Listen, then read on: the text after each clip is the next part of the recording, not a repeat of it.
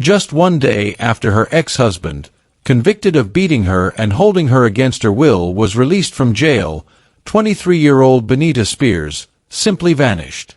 Weeks later, her battered 1981 Oldsmobile Omega surfaced at a South Shore Line parking lot in East Chicago. But Benita was never seen again. Was it the final tragic blow in a long history of abuse, or something even darker at play? There was a terrifying backstory.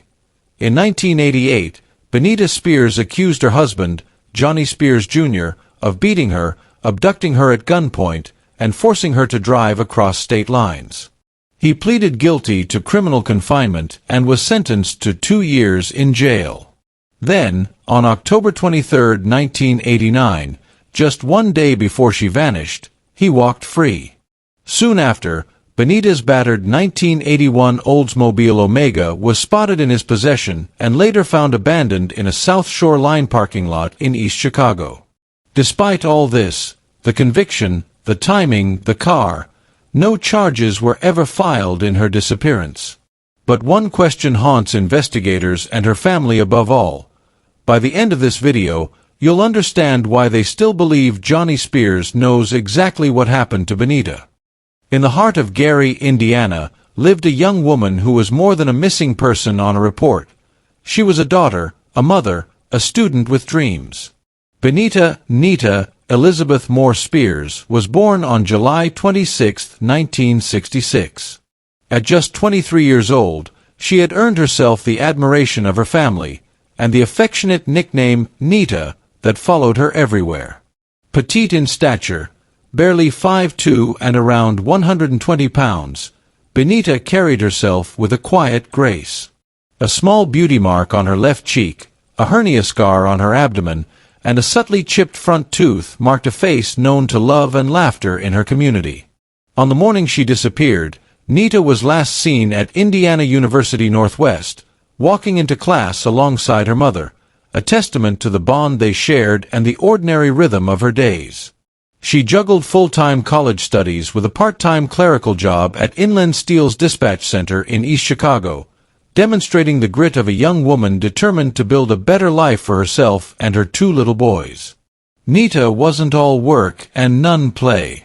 She cooked meals that brought comfort to her family, played the piano with quiet joy, and spent hours sewing clothes for her children. Small, tender traditions she found peace in. Friends remember a natural leader.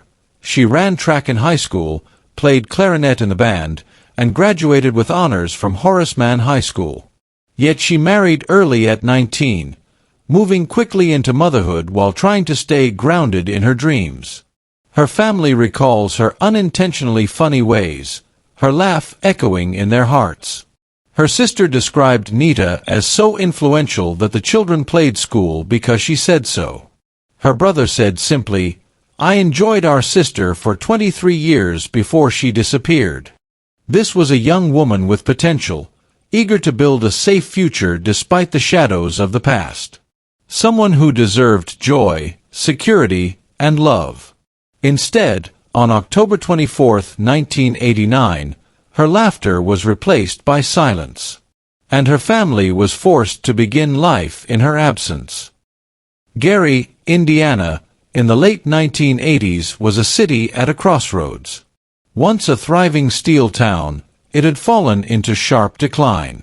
Steel mills shuttered, jobs vanished, and whole neighborhoods felt the weight of economic collapse. The city's reputation for high crime and violent unrest often dominated the headlines.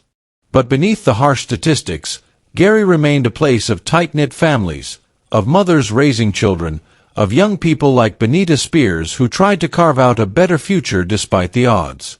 For Benita, however, the challenges weren't only on the outside streets. The real danger lived much closer. In 1985, at just 19 years old, she married Johnny Spears, a man who quickly revealed a violent, controlling side. Their marriage spiraled into chaos almost as soon as it began. Family members later recalled the bruises, the sudden disappearances, and the quiet fear Benita sometimes carried home with her. By 1988, That fear became something the police could no longer ignore. One night, Johnny's violence escalated to terrifying levels. Reports say he beat her and forced her, against her will, to drive around Lake County and into Illinois. At times, it was alleged, he held her at gunpoint. This was not just an argument, it was captivity, and it left Benita shaken, her family terrified for her safety. Detectives investigated, and charges were filed. Johnny Spears was arrested and brought before the Lake County Prosecutor's Office. The charge: criminal confinement. In July 1988, he was sentenced to 2 years in prison. For a moment, Benita's family felt a measure of relief. At least behind bars, Johnny couldn't harm her. At least she had time to breathe, to raise her sons, to focus on school and work without the shadow of abuse at her doorstep. But prison sentences are finite, and 2 years is not long. In October 1989, Johnny Spears walked free. He was released back into the very community where Benita lived, studied, and worked. For Benita, the sense of safety was shattered almost overnight. She confided in friends and family about her fears, about the possibility that he might come back into her life. And then, just days after his release, Benita Spears vanished. Her mother would later say that she never believed for a moment that Nita would simply walk away. She was too devoted to her sons, too consistent with her studies, too reliable to simply disappear. Something had happened, and investigators knew almost immediately who their eyes turned to first. October 24, 1989. It began as an ordinary Tuesday in Gary, Indiana. 23-year-old Benita Nita Spears was last seen by family and friends that day. She was her usual self, dependable, present, quietly carrying the responsibilities of being both a daughter and a mother. But sometime after that, she simply disappeared. The next morning, October 25th, the unease began. Benita had not shown up for work. For anyone else, maybe it would have seemed like a simple absence. But for Benita, it was unthinkable. She was steady, reliable. Missing work without a word was not who she was. Her mother felt it immediately. Something was wrong. And by that day's end, she had already gone to the Gary Police Department to file a missing person report. Detectives quickly pieced together the first troubling detail. Witnesses had seen her ex-husband, Johnny Spears, behind the wheel of Benita's car shortly after her disappearance. This wasn't just suspicious, it was chilling. Johnny had just been released from jail. Now, barely days later, he was seen driving the very car belonging to the woman he once beat, confined, and terrorized. Weeks passed, and her family lived in a purgatory of dread. No word from Benita. No phone calls. No sign of life. And then, on November 29, 1989, more than a month after she vanished, police made a discovery. Benita's car, a battered 1981 Oldsmobile Omega, was found sitting at a South Shore Line commuter parking lot in East Chicago. The lot was public, busy, a place people left their cars before boarding trains into Chicago. But this car had been abandoned. Investigators approached with caution. Inside, there were no signs of a struggle. No blood. No fingerprints pointing to a new suspect. No personal belongings that could tell the story of where Benita went, or who she was with. The vehicle was a shell, empty, silent, hollow. It was as if she had been plucked out of her life, leaving behind only this abandoned car as a ghostly marker. For her family, the discovery offered no relief. The car's return only sharpened the horror.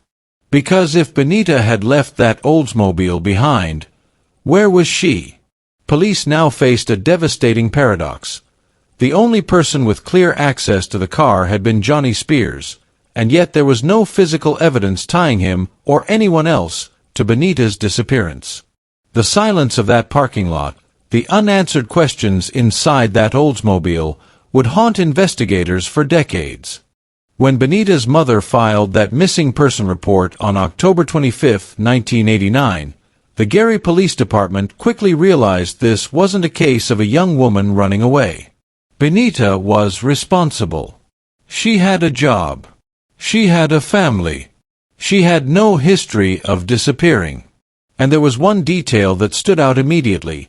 Her ex-husband, Johnny Spears, had just walked free from jail, and now he was seen in possession of her car. The lead investigator assigned to the case was Sergeant Nelson Otano of the Gary Police Department. He and his team began retracing Benita's last steps, piecing together what little timeline they could. Witness accounts placed her alive on October 24th. By the next day, her car was in Johnny's hands. It was an ominous connection, but not one that could yet be proven in a court of law. Investigators already knew Johnny Spears. They knew him well. In 1988, just a year before Benita vanished, he had been charged with criminal confinement after Benita came forward to police. She told them Johnny had beaten her, forced her into her own car, and made her drive with him through both Lake County and into Illinois, against her will. It was an ordeal that left her bruised and terrified. Johnny was sentenced to 2 years in jail. But in 1989, he was released early. And just days later, Benita was gone. To police, the coincidence was too much to ignore. To her family, it was almost unbearable. They had feared this exact outcome. Benita's disappearance seemed to confirm what her mother, her loved ones, and even investigators had long suspected. Johnny Spears posed a deadly threat. Still, suspicion wasn't evidence. And in 1989, the tools investigators had at their disposal were painfully limited compared to today. There was no national DNA database, no digital surveillance cameras, no cell phone towers to ping locations. Detectives had to rely on physical evidence that could be seen and touched, or on witnesses willing to talk. But in this case, there was almost nothing to work with. The abandoned Oldsmobile was a dead end. No fingerprints that could rule Johnny in or out. No blood or hair samples that could tell them if violence had occurred inside. The car gave them silence, nothing more. Gary, Indiana, in the late 1980s, was already a city on edge. Industry jobs were disappearing. Crime rates were high. And in neighborhoods like Benita's, news of her disappearance spread quickly. Whispers turned into fear, and fear into anger. People talked about the history of abuse, about how Johnny had already been convicted of hurting her. They asked the question out loud that detectives themselves couldn't yet answer. How could this man walk free, only for her to vanish days later? Sergeant Otano and his team pressed every angle they could. They re-interviewed friends, family, and neighbors. They chased rumors. They tried to reconstruct the hours after Benita was last seen. But no one could say, with certainty, where she went that night, or who she was with. The frustrating truth for investigators was this. While everything pointed back to Johnny Spears, nothing tied him to her disappearance in a way that could stand in court. There were no eyewitnesses who saw them together on October 24th. No confession. No body. And without a body, prosecutors were reluctant to take the case forward. Missing persons are some of the most difficult cases to solve, and in Gary, with its limited resources, investigators found themselves caught in a cycle of suspicion without resolution. Weeks turned into months. Months into years. And her family had to live with the devastating knowledge that while they were still searching for answers, Johnny Spears was free, living his life, carrying the shadow of a past they believed would always link him to Benita's disappearance. The investigation had hit a wall. And as time passed, the chances of finding new evidence grew thinner with each passing year. From the very beginning, police had one name at the center of their investigation: Johnny Spears. He wasn't just Benita's ex-husband. He was a man with a well-documented history of violence against her. And the timing was almost impossible to ignore. Days after walking free from the Lake County Jail, Benita vanished. Investigators looked hard at motive. And in Johnny, they found plenty of it. Benita had divorced him, stood up to him, and gone to police after years of abuse. In 1988, she testified that he beat her and held her against her will, forcing her into her own car and making her drive across county and state lines. That testimony sent him to prison. Now, just a year later, he was free. To detectives, the possibility of revenge loomed large. There was also the matter of the car. In late October, shortly after Benita was reported missing, witnesses spotted Johnny behind the wheel of her 1981 Oldsmobile Omega. For investigators, that detail was chilling. Benita was gone, but her ex-husband was in possession of the one thing that connected her to the night she disappeared. And then came the most damning discovery. Weeks later, on November 29, 1989, police recovered the car abandoned at a South Shore Line parking lot in East Chicago. No Benita. No trace of what had happened. To the public, it seemed obvious.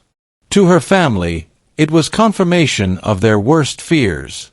But in a court of law, police had to build more than suspicion. They needed hard evidence. Forensic teams combed through the Oldsmobile. But it yielded almost nothing. No blood, no clear fingerprints that could connect Johnny to violence inside the vehicle. It was as if the car had been scrubbed clean of answers. And without a body, there was no way to prove murder. Investigators considered the possibility of other suspects. Could Benita have crossed paths with a stranger in Gary, a city then battling some of the highest crime rates in the country? Could she have been the victim of a random abduction, or caught up in something unrelated to Johnny? Those questions were raised, but each time detectives circled back to the same conclusion. Every line of inquiry led back to Johnny Spears. He had the motive. He had the opportunity. And for a time, he even had her car. But suspicion wasn't enough. The file filled with notes, interviews, and police reports, yet the most critical piece of the puzzle, Benita's body, remained missing. Prosecutors knew they could not take a case built on inference alone to trial.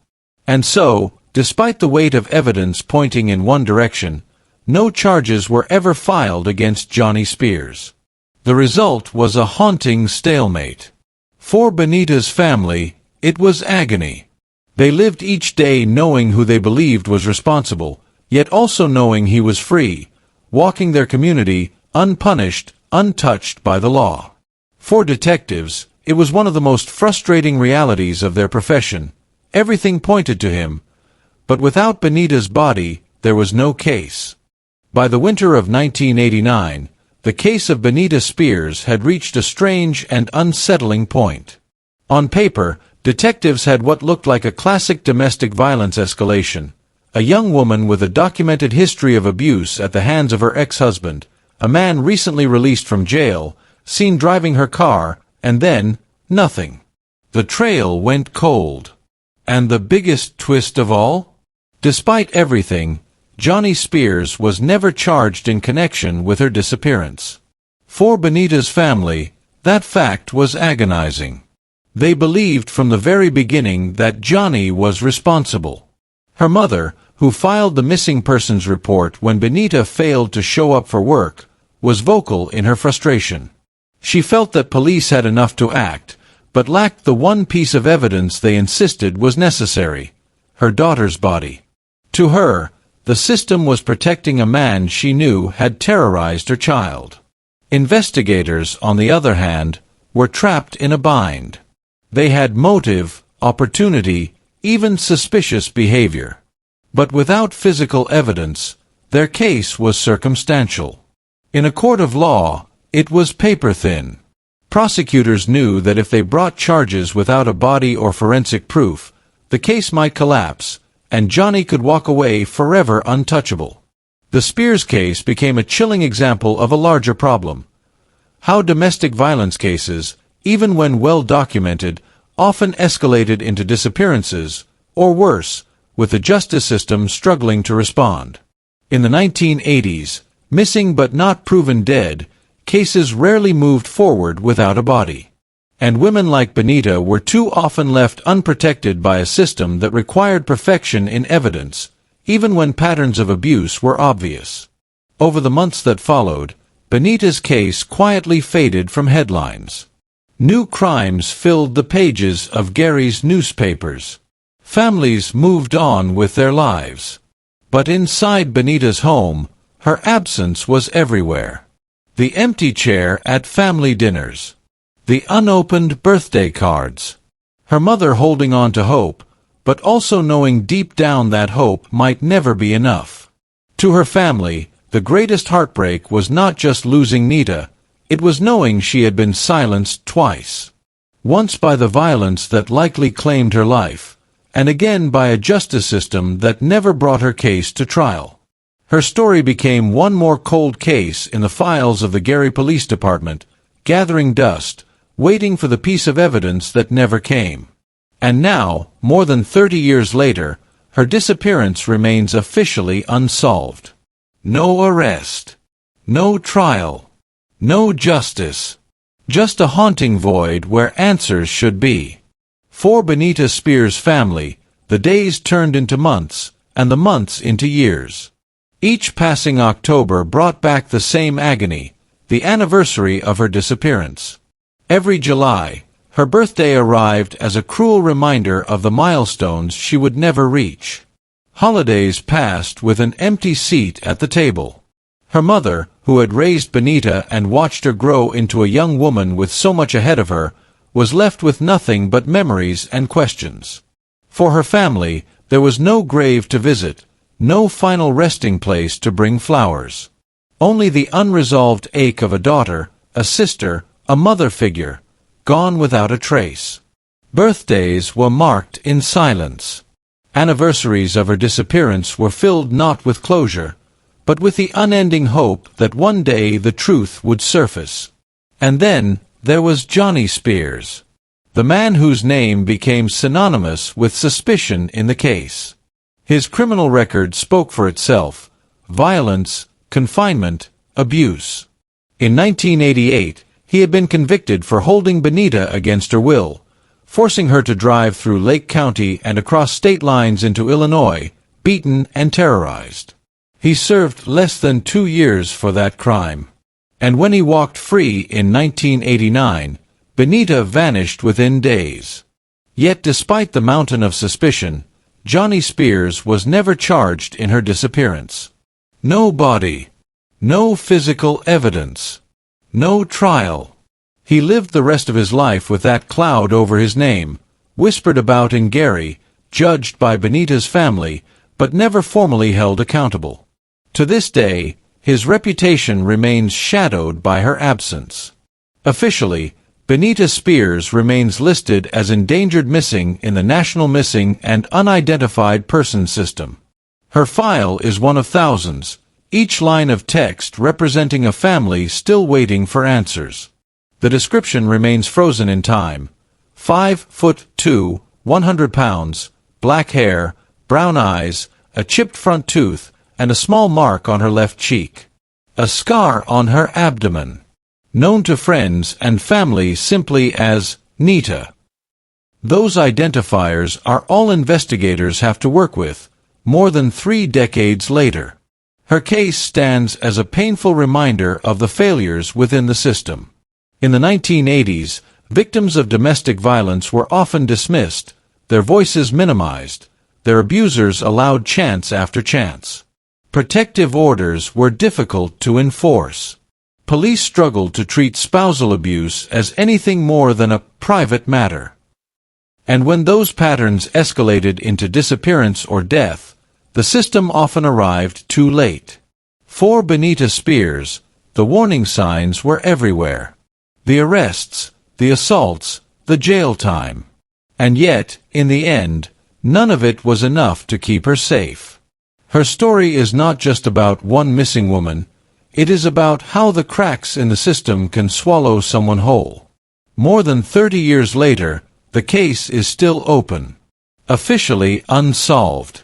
But for her family, and for anyone who studies the haunting pattern of domestic violence, the conclusion feels heartbreakingly clear. As the years passed, and the trail grew colder, the absence of concrete evidence left only theories. Some were whispered in Gary's neighborhoods. Others came directly from investigators. And nearly all of them pointed to the same haunting conclusion. Theory 1. Johnny Spears.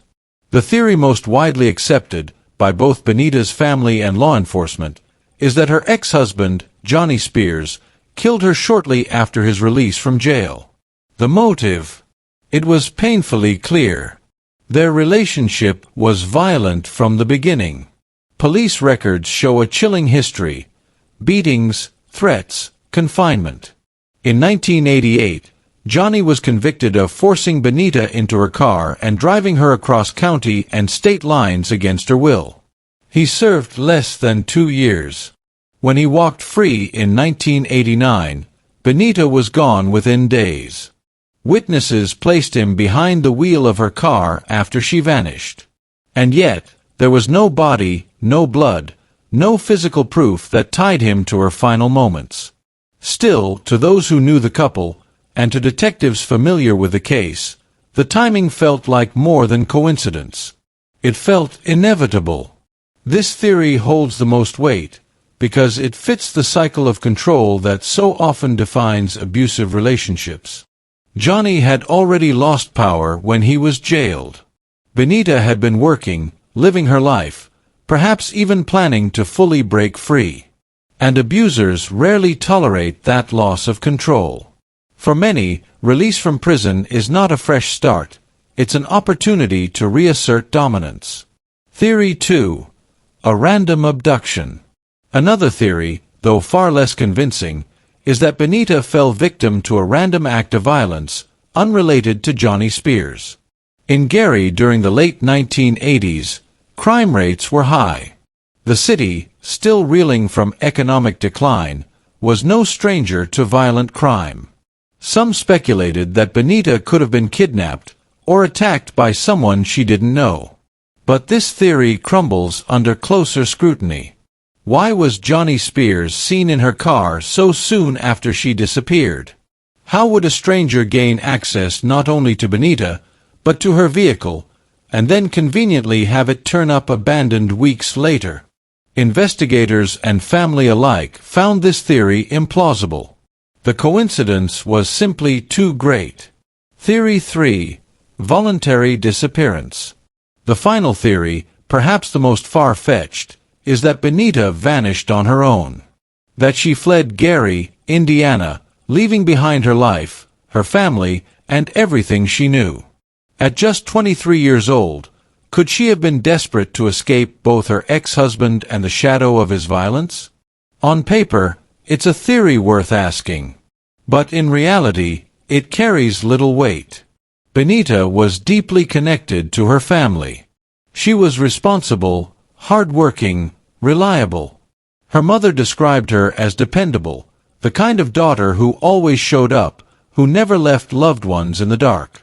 There was no evidence she had prepared to run, no sign of secret plans, no unexplained withdrawals of money, no letters or phone calls after she disappeared. For someone like Benita, the silence was deafening. The contrast.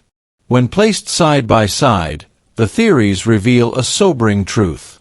A random abduction feels unlikely. A voluntary disappearance seems almost impossible. Which leaves only the theory that has hung over this case for more than 3 decades, that Johnny Spears was responsible. Investigators may never have had the evidence to prove it.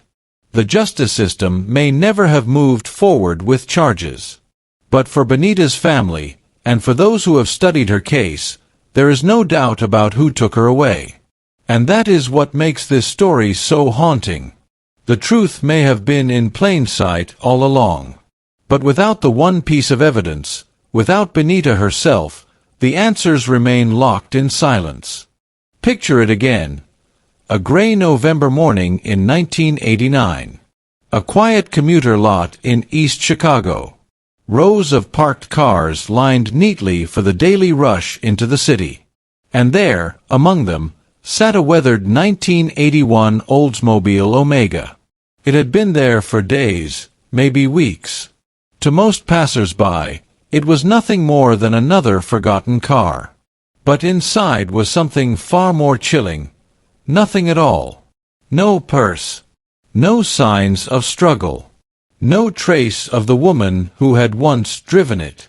Only silence and absence. That car belonged to 23-year-old Benita Nita Spears. And by the time police recovered it, she had already been gone for over a month. What happened in those missing hours between the night she was last seen and the morning her car turned up? Did someone lure her to that parking lot?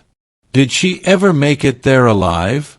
Or was the Oldsmobile simply a decoy, left to rot in plain sight while her real story was buried somewhere else? The questions only grow darker when you remember this.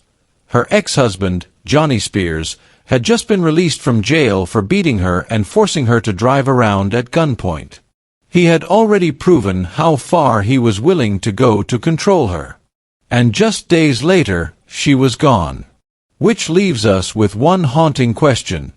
Did the justice system hand him his opportunity? By releasing him early, by failing to protect her, did they place Benita back in the crosshairs of the man she feared most?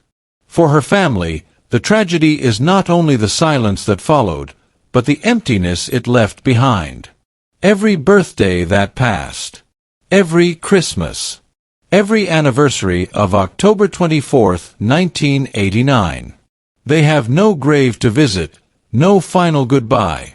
Just a missing daughter, sister, and friend, frozen forever at 23. And tonight, more than 3 decades later, the car remains one of the last physical reminders of Benita Spears' life. Empty. Abandoned. Waiting in a lot where commuters hurried past, unaware of the secret it held. A symbol of a life stolen, and of answers still locked away. Maybe Benita's story is a warning. A reminder of how quickly an abuser can turn freedom into violence, and how fragile the line of protection can be for women trapped in cycles of fear. Or maybe, it is a case that holds one final, hidden truth that no one has yet uncovered. Either way, the silence around Benita's disappearance lingers. And until her body is found, or someone steps forward, that silence will continue to haunt her family, and everyone who has ever asked what really happened in Gary, Indiana, on that October night in 1989.